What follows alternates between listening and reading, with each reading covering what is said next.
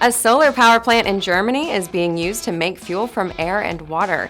Tucson Electric Power is seeking bids for design and construction of a new solar facility, and the chief editor of Power Grid International Electric Light and Power and Utility Products magazines joins me in the studio. It's Tuesday, November 15th, and this is Power Today.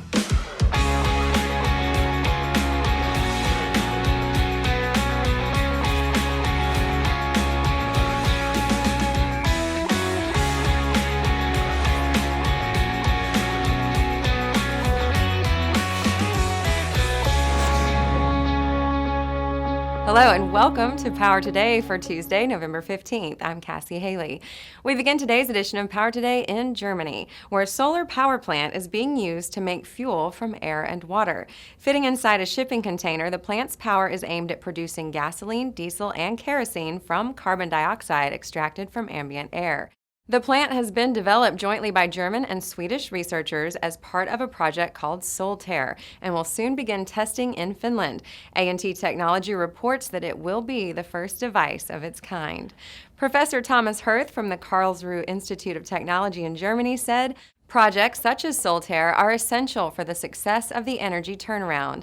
The plant consists of a direct air capture unit developed by the Technical Research Center of Finland that extracts carbon dioxide from the air, an electrolysis unit developed by Lappeenranta University of Technology producing hydrogen by solar-powered electrolysis of water, and a microstructured chemical reactor converting the hydrogen and carbon dioxide into synthetic liquid fuels. In order to halt the progress of climate change, as many sectors as possible will have to switch to CO2-free sources of energy. Electricity is expected to be the number one source of energy. However, some industries may still require liquid fuels, and being able to manufacture those using fully renewable resources will be key to achieving emission reduction targets. The Soltear team hopes to eventually scale up the technology to allow industry-scale production of clean liquid fuels. You can find more on this story and other power news and information from around the globe at powerengineeringint.com. In other power news, Southern Arizona's biggest electric provider is seeking bids for design and construction of a new solar facility to provide power for more than 21,000 homes. Tucson Electric Power says the new solar array would help it achieve its renewable energy goals and would begin producing power in early 2019.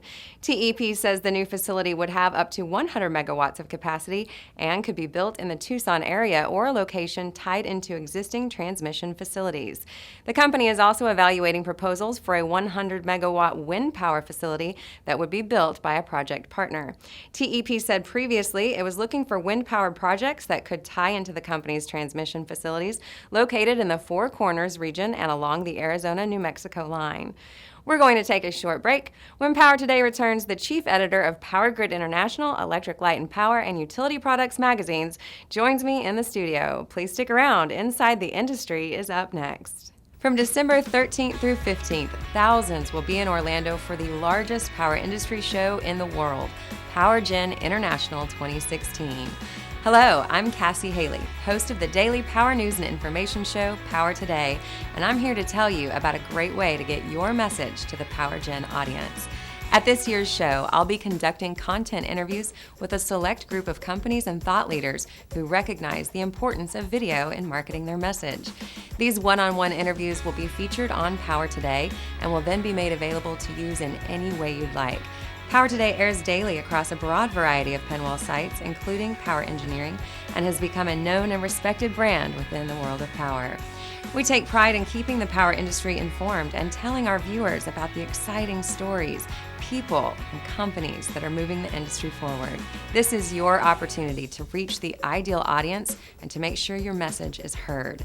I've been speaking with Bill Newsom today about Mitsubishi's J-Series gas turbine, the M501J. There is limited time available to schedule your PowerGen interview, so please don't put off locking in what could be your best marketing investment of the year.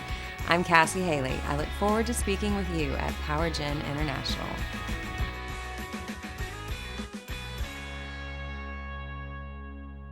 Welcome back. As the chief editor of Power Grid International Electric Light and Power and Utility Products magazines, Teresa Hansen is a recognized authority in the world of power distribution. Thanks for joining Inside the Industry. Welcome, Teresa Hansen. Thank you. So, lots been going on in Washington over the last several weeks. Is there Yes. anything that's affecting the world of electricity right now? Well, of course, we've had the election, and right now, for me anyway, it's a little too soon for me to make any predictions about how that's going to affect at least the transmission and distribution industry. However, last week the White House did come out with an announcement about electric vehicles and electric vehicle charging infrastructure. They are making a big push to try to accelerate the adoption of electric vehicles by making sure that people who own them have infrastructure to charge them in their homes, at their offices, and also on the highways.